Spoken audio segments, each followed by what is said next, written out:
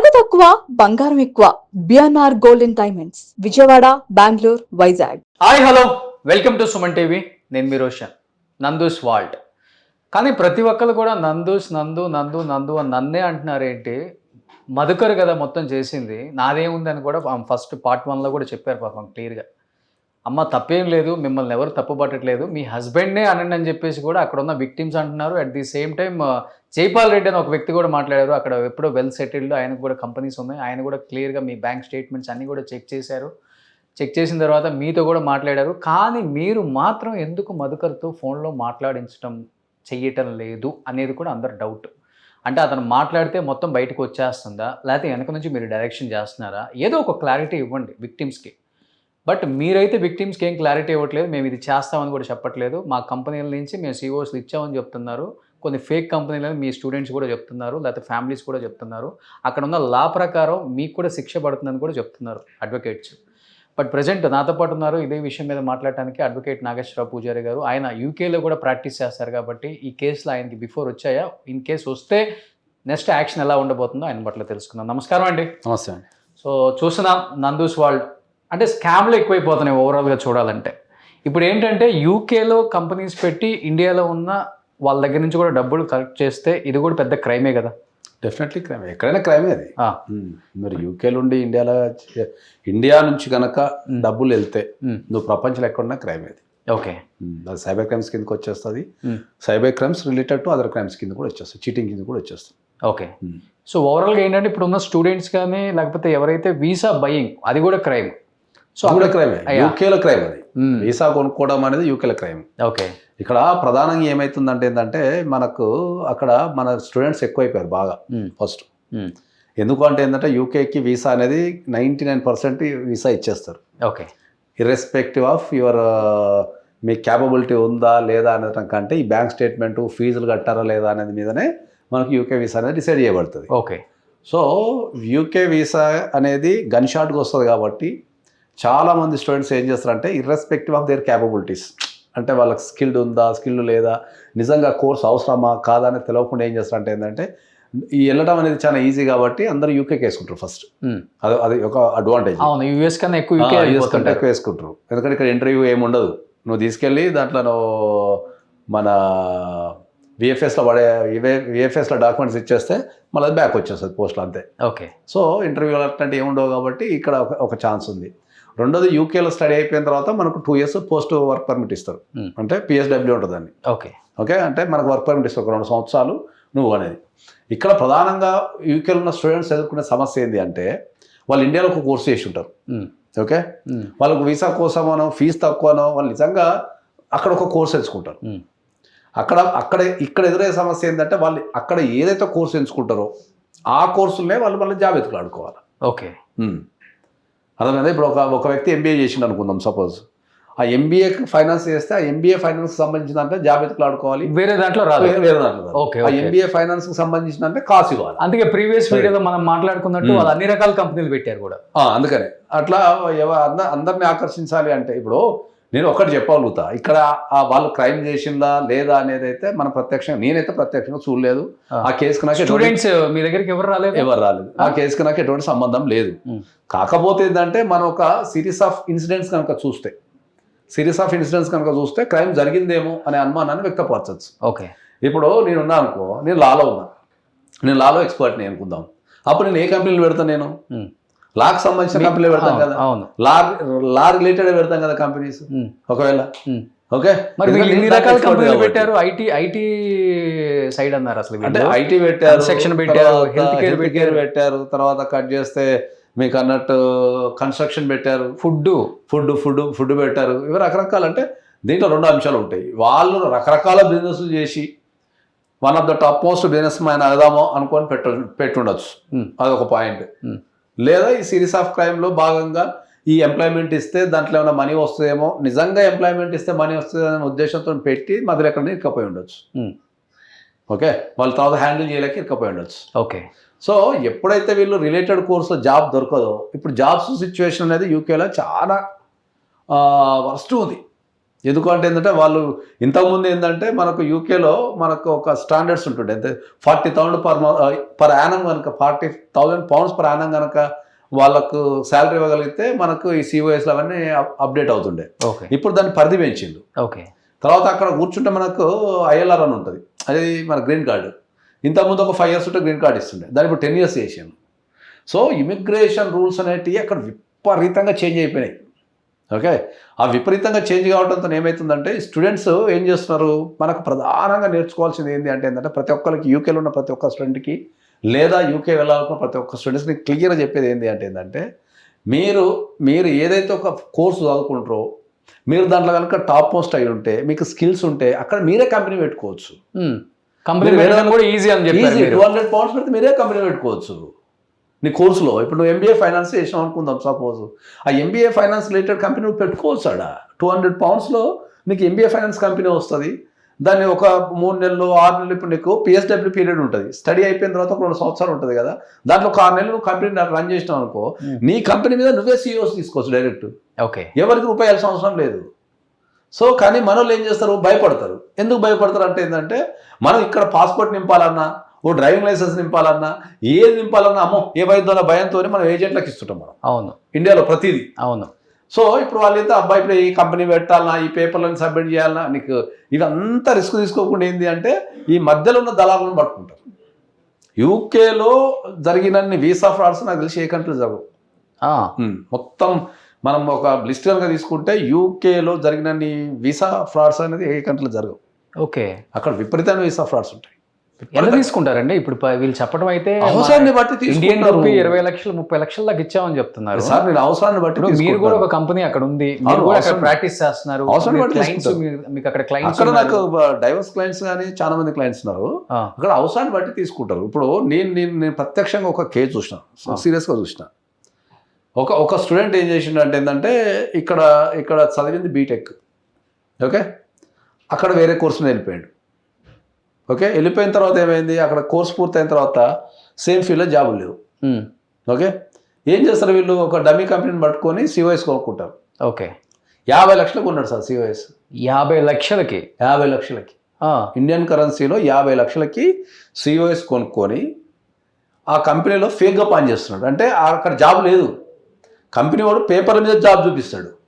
50 లక్షలు ఇస్తే ఒక కంపెనీ పెట్టినోడు ఏం చేస్తాడు, పేపర్ మీద పే స్లిప్లు ఎలా వస్తాయి, పే స్లిప్లు ఎట్లా ఇస్తారు అంటే మనమే జీతం వేయాలి వాళ్ళకి ఇచ్చిన డబ్బులతోనే. 50,000 వాడు సిఓఎస్ ఇచ్చినందుకు తీసుకుంటాడు 50 లక్షలు. ఓకే, మళ్ళీ మనం ఏం చేయాలి, మళ్ళీ వారికి మనం ఎవ్రీ మంత్ మనం వానికి జీతం ఇస్తే వాడికి ఇచ్చి మళ్ళీ 50 లక్షలు వాడు సిఓఎస్ ఇచ్చినందుకు మళ్ళీ మనం ఎవ్రీ మంత్ మనకి జీతం ఇస్తే వాడు ట్యాక్స్ కట్ చేస్తాడు. యావరేజ్ ట్యాక్స్ 1000 pounds కట్ చేస్తాడు. కట్ చేసి మళ్ళీ జీతం వేస్తాడు. ఎందుకు ఈ కర్మ అసలుకి? మరి ఎవరు పోమన్నారు? ఇండియాలో స్కిల్స్ లేవా, ఇండియాలో ఆపర్చునిటీస్ లేవా? ఇప్పుడు ఆ దేశం పోయి నువ్వు ఒక సామాన్య కుటుంబంలో పుట్టి హౌస్ లోన్ అది మన ఎడ్యుకేషన్ లోన్ తీసుకుంటారు 2 years, 20 hours పని చేయాలి అక్కడ పర్ వీక్ లీగల్గా. వీళ్ళు ఏం చేస్తారు, అక్కడ 40 hours 80 hours ఇల్లీగల్గా పని చేస్తుంటారు. ఓకే, నువ్వు పోయింది దేనికి? చదువుకోవడానికి కదా. మరి చదువుకోవడానికి పోయి నువ్వు వేరే పని ఎందుకు చేస్తున్నావు? ఎందుకు చేస్తున్నావు వేరే పని? తర్వాత ఏం చేస్తారు, మళ్ళీ ఆ చదువుకున్నంత కాలము ఆ పార్ట్ టైం చేసిన డబ్బులతోనే మళ్ళీ ఫీజులు కట్టుకోవడం. వీళ్ళ దగ్గర యూకేలో సేవింగ్స్ అనేది చాలా తక్కువ సార్, ఖర్చు చాలా ఎక్కువ ఉంటాయి. ఓకే, చాలా ఎక్కువ ఉంటాయి ఖర్చులు. సేవింగ్స్ అనేది లిస్ట్ అక్కడ. ఇక వాడు ముందుగా జాబులు దొరకాలా, పోగానే జాబులు చాలా టైట్ ఉన్నాయి, చాలా దొంగతనంగా పనిచేయాలి. నేను ఏం చెప్తా, ఎప్పుడైనా సరే నీకు వెళ్ళేటప్పుడు ఒక క్లారిటీ లేకుండా నువ్వు ఎదగాల్సిన టైంలో, ఒక జీవితాన్ని నిర్మించుకునాల్సిన టైంలో, నువ్వు పోరాడాల్సిన టైంలో నువ్వు పోయి వీసాలు వేసుకొని ఆ దొంగ పనులు చేసుకుంటా నువ్వు సమాజానికి ఏం నేర్పిస్తున్నావు నువ్వు? బట్ ఇన్ని కంపెనీస్ పెట్టి ఇంతమందికి సిఓఎస్ మేము మా కంపెనీ నుంచి ఆఫర్ చేస్తున్నాం అని చెప్పేసి ఇన్ని డబ్బులు తీసేసుకోవడం ఇంకా బిగ్గెస్ట్ క్రైమ్ కదా మరి? అవును, బిగ్గెస్ట్ క్రైమ్. కాకపోతే ఒకటి ఆల్రెడీ అంటున్నారు, దీంట్లో ఒక అడ్వాంటేజ్, వీళ్ళని ఆల్రెడీ అరెస్ట్ చేయబోతున్నారు. రేపు ఎల్లుండిలో 10 years జైలు శిక్ష డెఫినెట్ గా పడుతుంది. అడ్వకేట్స్ మాట్లాడుతున్నారు, అవుతుందా? అరెస్ట్ చేయొచ్చా? కాదు, ఇప్పుడు దాన్ని చెప్తా. ఫస్ట్ ఈ ఇష్యూలో ఉన్న బిగ్గెస్ట్ అడ్వాంటేజ్ ఏంటి అంటే, నాకు తెలిసినంతవరకు 2 బ్రిటిష్ పాస్పోర్ట్ హోల్డర్స్. 2 బ్రిటిష్, అవును, అక్కడ సిటిజన్షిప్. అక్కడ సిటిజన్స్. ఓకే, కాబట్టి వాళ్ళకి డిపోర్టేషన్ కానీ, ఇప్పుడు ఇండియా సిటిజన్ చేసిన అనుకో వాళ్ళు ఇమీడియట్లీ పట్టి జైలు వేయటము, లేకపోతే వాళ్ళని తీసుకెళ్ళి డిపోర్ట్ చేయటము ఏదో చేస్తారు. అక్కడ బ్రిటిష్ సిటిజన్ కదా, అక్కడ ఆ కంట్రీ పౌరులు కాబట్టి వాళ్ళ మీద పెద్ద చర్యలు ఏమి ఉండవు. వాళ్ళని డిపోర్ట్ చేయటము లేకపోతే వీసా ఫ్రాడ్ చేసినట్టు చేయడం ఏమి ఉండదు ఎక్కువ. కంపారిజన్ టు ఇంకా పోల్చుకుంటే ఇచ్చిన వాళ్ళు ఒకటి కుదరు అక్కడ. ఓకే, అక్కడ ఎవరైనా పోయి నేను వీసాకు పైసలు ఇచ్చినట్టు ఫస్ట్ వాళ్ళు డిపోర్ట్ చేస్తారు ఫస్ట్. సరే కేసు తర్వాత విషయం, మా దేశంలోకి వచ్చి మా దేశంలో నువ్వు వీసాలు కొంటున్నావు అని సంగతి చెప్తావని ఫస్ట్ వాళ్ళు డిపోర్ట్ చేసి ఇండియాకి ఇస్తారు. ఇప్పుడు కేసు ఎక్కడ కొట్లాడతాడు, ఇంకా కేసు ఎక్కడ కొట్లాడతాడు, వాళ్ళ వీసా ఎక్కడ సెక్షన్ అవుతుంది. నువ్వు పోయి పోలీసులు కంప్లైంట్ ఇచ్చినప్పుడు. బట్ దీని అడ్వాంటేజ్ తీసుకుని ఇంతమందిని బలి చేయటం కాదు, బలి చేయటం అయితే ఒకవేళ అక్కడ నిజంగా జరుగుతుంది 100% తప్పే అని చెప్తాను నేను. అంటే ఇద్దరు తప్పు కదా, ఇద్దరు లోపల వేస్తారు కదా సార్. అవసరం ఉన్నాడు అప్పుడు ఆకలి అయ్యేటోడు ఉంటాడు సార్, వానికి గైడ్ లైన్స్ ఇవ్వాల్సిన బాధ్యత మనకు ఉంటుంది. ఓకే ఓకే, ఇప్పుడు నా దగ్గర కూడా నేను ఓపెన్ చెప్తున్నా కదా, నా దగ్గర కూడా రోజుకు ఒక 2-3 వస్తారు స్టూడెంట్స్ కంపల్సరీ. ఎందుకంటే నేను ఫిక్రెంట్ వెళ్తుంటా, ఇక్కడ ఉన్నా కూడా కాల్ చేస్తుంటా అందరు. కాల్ చేసి అన్న ఎవరిదైనా కంపెనీలో, ఎందుకంటే నేను 2000లో పోయినా యూకేకి. అప్పుడు 3 years పని చేసిన యూకేలో నేను. అప్పటి నుంచి నాకు పరిచయం లేదు. 2000 అంటే నేను 26 years అయింది. 26 years నుంచి యూకేలో మీరు ప్రాక్టీస్ చేస్తున్నారు? 26 years ప్రాక్టీస్ కాదు. నేను ఫస్ట్ పోయింది యూకేలో 2000లో పోయినా. నేను పోయిన కాలం నుంచి అక్కడ పరిచయాలు ఉన్నాయి నాకు. 26 years నుంచి నాకు యూకేలో పరిచయాలు ఉన్నాయి కాబట్టి నాకు యూకే అనేది చాలా ఫెమిలియర్. దాని ఇమిగ్రేషన్ రూల్స్ కానీ ఇవన్నీ చాలా ఫెమిలియర్ కాబట్టి నాకు ఇప్పటికి చాలామంది కాల్ చేస్తుంటారు, అన్న పిహెచ్డబ్ల్యూ అయిపోయింది, నాకు దొరకటం లేదు, నాకు జాబ్ రావటం లేదని చెప్పినప్పుడు నేను ప్రతి ఒక్కరికి ఏం చెప్తా, పైసలు ఇవ్వకు, పైసలు ఇచ్చే పని పెట్టుకోకు. నువ్వు ఎవరికన్నా పైసలు ఇచ్చి జాబ్ చేస్తున్నావు అంటే దాని అర్థము నువ్వు ఇన్కాపబిలిటీ. నీ దగ్గర నిజంగా స్కిల్స్ ఉంటే, నీ దగ్గర నిజంగా జాబ్ చేసుకునే సత్తా ఉంటే నువ్వు ఒకరికి పైసలు ఇచ్చి ఎందుకు చేస్తావు? అది ఫస్ట్ పాయింట్. రెండోది, నువ్వే కంపెనీ పెట్టుకో, ధైర్యం చేయరు, కంపెనీ పెట్టుకో. వానికి 50 లక్షలు ఒక వ్యక్తికి నువ్వు 50 లక్షలు ఇచ్చే బదులు 50 లక్షలు ఇచ్చి నువ్వే కంపెనీ పెట్టుకొని నీ కంపెనీ మీద నువ్వే వీసా తెచ్చుకోవచ్చు. దాన్ని సెల్ఫ్ స్పాన్సర్షిప్ అంటారు. ఓకే, ఆ వీసా ఉందనే విషయం కూడా చాలా మంది తెలియదు, రిస్క్ చేయరు. ఏంది మనకి ఈజీగా ఎదుటోడు పని చేయాలా, వారి మీద బ్లేమ్ చేయాలా. కానీ ఇప్పుడు ఈ జంట ఏదైతే ఉన్నారో మధుకర్ నందు ఒకళ్ళ మీద ఒకళ్ళు చెప్పుకుంటున్నారు ఇప్పుడు. బట్ అసలు వ్యక్తి అయితే మధుకర్ ఇంతవరకు ఎవరితో మాట్లాడలేదు. నందు ఆల్రెడీ నాతో ఫోన్లో మాట్లాడింది కాబట్టి ఆ కన్వర్సేషన్ అందరు విన్నారు. అంటే నాకు సంబంధమే లేదు, నేను డైరెక్టరే కాదు, ఏ కంపెనీలో కాదు అని చెప్పేశారు. మనం కొన్ని కంపెనీస్ ఇంతకుముందు ప్రీవియస్ వీడియోలో చూస్తే కూడా ఆమె డైరెక్టర్గా ఉంది, మళ్ళీ తొలగించారు, మళ్ళీ డైరెక్టర్గా ఉంది, ఆమె కూడా ఉందని తెలుస్తుంది. అదే డైరెక్ట్ గానే తెలుస్తుంది. అయితే దీంట్లో మనం స్పష్టంగా చెప్పదలుచుకుంది ఏంటంటే, ఇద్దరు భార్యాభర్తలు డైరెక్ట్ ఉన్నా ఇండైరెక్ట్ ఉన్నా ఎవరన్నా ఒక విషయం చేశారు అంటే దానికి కనెక్షన్ ఉన్నట్టే. డెఫినెట్ గా మోరల్ గా, టెక్నికల్ గా నువ్వు పేపర్ చూపించేసి నేను కంపెనీలో హోల్డర్ కాదు, అది కాదు, ఇది కాదు, వర్కౌట్ కాదు. అవును, బట్ ఈ ఇష్యూ జరిగే క్రమంలో నాగేశ్వరరావు పూజారి గారికి వాళ్ళు కాల్ చేశారు, సపోర్ట్ చేయమన్నారు. డెఫినెట్గా వేరే అడ్వకేట్ని ఇక్కడ వాళ్ళు పెట్టుకునే ముందే మీతో మాట్లాడారు, మీతో కేసు గురించి మొత్తం మీతో డిస్కషన్ చేశారన్న మాట నిజమా? లేదు, నాకు వాళ్ళు ఎవరు కాల్ చేయలేదు, కానీ కొంతమంది విక్టిమ్స్ అయితే నాకు కాల్ చేసిన మాట అయితే వాస్తవం. కానీ నాకు వాళ్ళు ఎవరేం కాల్ చేయలే. కొంతమంది విక్టిమ్స్ అయితే అన్న ఇట్లా జరిగింది అది ఇది అని అయితే కాల్ చేసిన మాట వాస్తవం. ఇంకా రెగ్యులర్ తిరుగుతుంటా కాబట్టి కాల్ చేసిన మాట వాస్తవమే. కానీ నాకు వీళ్ళు ఎవరేం కాల్ చేయలేదు. వీళ్ళ తరపున మనకి ఎటువంటిది ఏం లేదు. ఏమి ఇచ్చారు మీరు స్టూడెంట్స్కి భరోసా? ఏది అంటే ఈ కేసు గురించి కానీ స్టూడెంట్స్కి భరోసా అంటే ఏంటంటే, నేను వాళ్ళకి చాలా స్పష్టంగా ఇంతకుముందు చాలా సందర్భంలో చెప్పడం జరిగింది. ఎక్కడైనా ఇండియాలో అయినా సరే, యూకేలో అయినా సరే, అమెరికాలో అయినా సరే డబ్బులు ఇచ్చి జాబ్ కొనుక్కోవద్దనే విషయాన్ని చాలా స్పష్టంగా చెప్తున్నాను అందరికీ. నువ్వు డబ్బులు ఇచ్చి ఎప్పుడైతే జాబ్ కొనుక్కుంటావో, డబ్బులు ఇచ్చి ఎప్పుడైతే వీసా కొనుక్కుంటావో అక్కడ నువ్వు ఫెయిల్ అయిపోయినావు. ఆ థాట్ నేను ఫెయిల్ చేసేస్తుంది. మళ్ళీ నువ్వు దాన్ని ఎంకరేజ్ చేసి వాళ్ళకి ఇచ్చి, ఇప్పుడు నువ్వు ఒక ఫారిన్ కంట్రీకి పోయింది ఏంది, నువ్వు స్కిల్స్ ఇండియాలో ఫెసిలిటీస్ లేవు, ఆడ పోయి బాగా చదివేస్తా, స్కిల్స్ రూపొందించుకుంటా, టాప్ మోస్ట్ అయితేనే కదా ఫారిన్ కంట్రీ పోయేది. మరి నువ్వు ఏం చేస్తున్నావు అక్కడ? వీసాలు కొనుక్కుంటా, ఎక్స్టెన్షన్ చేసుకుంటా, ఇవి కదన్నా చేసేది.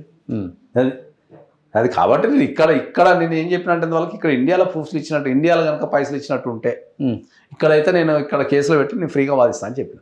ఫ్రీగా వాదిస్తాను. బట్ వాళ్ళు ఇండియా వచ్చినప్పుడు యాక్షన్ తీసుకోవడానికి ఉంటుందా మళ్ళీ ఆ ప్రకారం?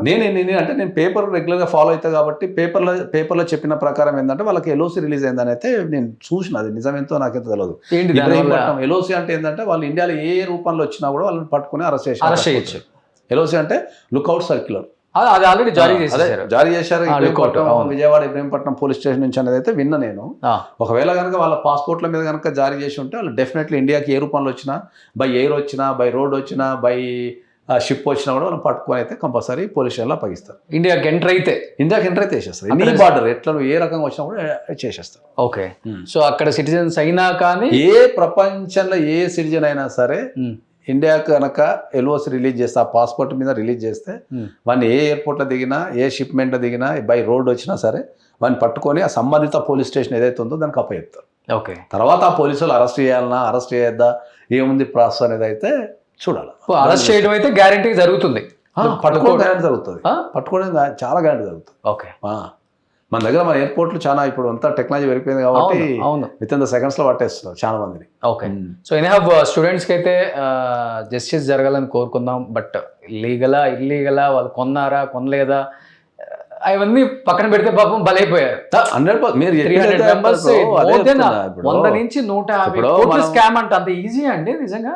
ఏముంటుంది దాంట్లో? ఇప్పుడు 50 లక్షల నుంచి నువ్వు 100 మందిని వేసుకుంటే అయిపోయాయి. 50 చాలా మంది కోట్లు. ఇస్తున్నారు. అవును, చాలా మంది ఇస్తున్నారు.